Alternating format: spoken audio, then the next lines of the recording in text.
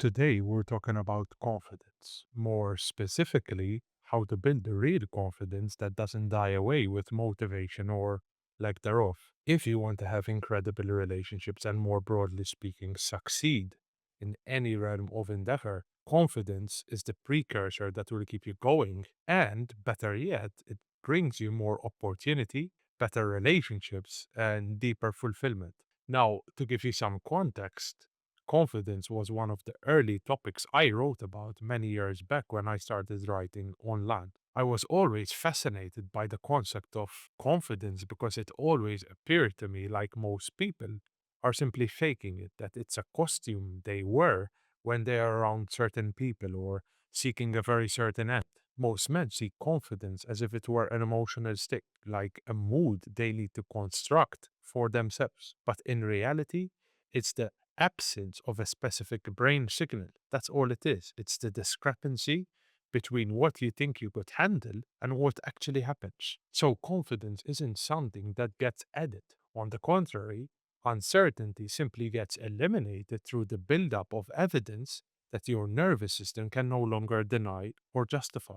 The brain is basically a prediction machine. So, under predictive processing models, anxiety is what it feels like when your prior beliefs about your abilities don't match incoming data. It's basically a prediction error in a part of your brain called the anterior cingulate and insula. Every time you do something that scares you shitless, your brain has to update its existing model for it. So if you do this enough times, that predictive model itself changes and the threat signal stops firing altogether because the prediction stops being broken. So in essence, you don't feel confident. You simply stop feeling unconfident, which from the inside is very hard to distinguish. Now, for the sake of illustration, the guy who's confident at approaching women isn't restraining his fear. It's simply that his brain stopped generating that fear signal because approaching 400 women taught his predictive system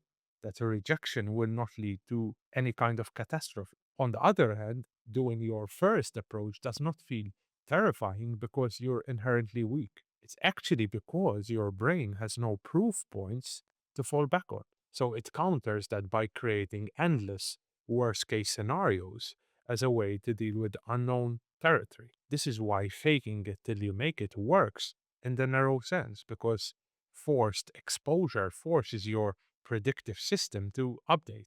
It also explains, at least in part, why reading 30 books on how to build self confidence does so little for you. You basically can't update your mental model with mere concepts, only through embodied evidence. Now, another misconception we tend to have when we think of confidence is mistaking it for capability. And this is partly due to its intoxicating effect on the human psyche. But most observable confidence is actually low investment in any given result.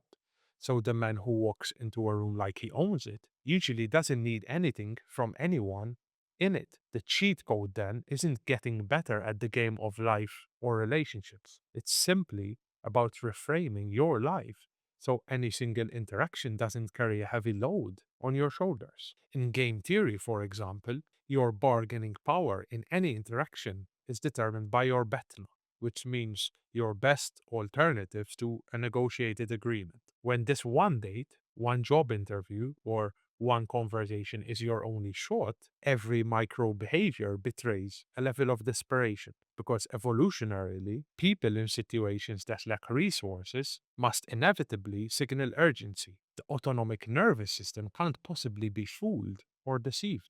And you will notice clear signs for that, like your cortisol will spike, your pupils will dilate, or your voice will naturally tighten as a consequence. On the contrary, however, when you have abundant alternatives, your nervous system genuinely doesn't fire that threat response because losing a particular woman or a compelling job isn't actually a threat to your survival. So the guy who's dating three different women isn't a smooth operator simply because he has a game or seduction. It's more subtle than that. It's because his amygdala, which is basically the part of your brain responsible for threat detection, isn't prizing any conversation as essential to his survival. The engineer, for example, getting interviewed is relaxed because he has a job and two other offers at play. The poker player is cool under pressure because his mortgage is not on the table. So the real cheat code couldn't be more straightforward. Stop trying to perform abundance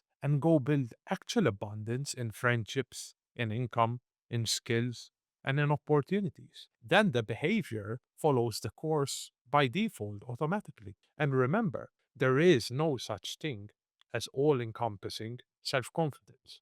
That's a misconception because confidence isn't a personality trait. What looks like a confident man is someone with confidence in several niches of life who's also learned not to enter other areas where they have none. Self belief and real confidence is very niche specific because it's built from niche specific mastery and experience. Your brain doesn't have a single comprehensive confidence module, it has thousands of context specific competence assessments. And this makes a lot of sense strategically because a man who generalizes his confidence from one niche to all niches of life would start walking into fights he couldn't basically win, which is foolish, right? The narrow generalization that does take place, however, is what researchers call perceived success, which is a meta skill of believing you can learn rather than believing you're already enough and competent. So a man can be absolutely deadly in his career, and I mean truly great at his craft, and turn into a fumbling teenager around the woman he likes. And this is by no means a contradiction, by the way. He may have high niche effectiveness at work and zero niche effectiveness in romance. And as you may conclude for yourself, the fix here wouldn't be more confidence, it would be more concentrated repetition in a specific niche that scares you and unsettles you. You can't import your professional confidence into dating. If you've never laid eyes on a woman, the niches don't magically transfer. So the only thing that transfers is the underlying belief that I'm someone who gets good at things that I commit to. Then you have a real shot at making genuine progress. So confidence in a nutshell isn't a fuel tank that you get to fill up. It's more like keys on a keyring. You only have the keys to the rooms that you've basically earned. You can't pick up a single master key and walk into every room. That would be great, though. You can, however, become the kind of locksmith who knows within himself he can cut any key given enough time. That's the only transferable form. Anyways, my friends, this was a bit of a drift from my usual format, but listen, I would love to hear your thoughts about what confidence means to you personally. It's a very general topic, and everyone has a very unique POV about this. As always, if you're looking for a personalized roadmap to implement these strategies in your own life, you can book a connection call at centeredman.com. And until next time, I wish you a blessed day. Take care.